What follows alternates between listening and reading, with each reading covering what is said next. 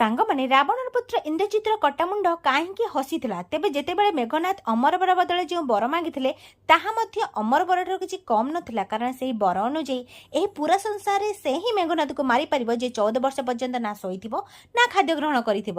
ଇନ୍ଦ୍ରଜିତ ଏହି ବର ପାଇ ଖୁସି ତ ହୋଇଥିଲେ, କିନ୍ତୁ ଏହି ବରର ଖଣ୍ଡନ କରିବାର ଶକ୍ତି ଶେଷନାଗ ନିକଟରେ ଥିଲା। ଶେଷନାଗ ଆଉ କେହି ନୁହନ୍ତି, ସ୍ୱୟଂ ପ୍ରଭୁ ଶ୍ରୀରାମଚନ୍ଦ୍ରଙ୍କର ଭାଇ ଲକ୍ଷ୍ମଣ, ଯେ ଯୁଦ୍ଧଭୂମିରେ ମେଘନାଥର ମସ୍ତକଟିକୁ କାଟି ଦେଇଥିଲେ ଏବଂ ତାଙ୍କର କଟା ହାତଟିକୁ ଲଙ୍କାର ମହଲକୁ ପଠାଇ ଦେଇଥିଲେ ମେଘନାଥଙ୍କ ମୃତ୍ୟୁର ସୂଚନା ଦେବା ପାଇଁ।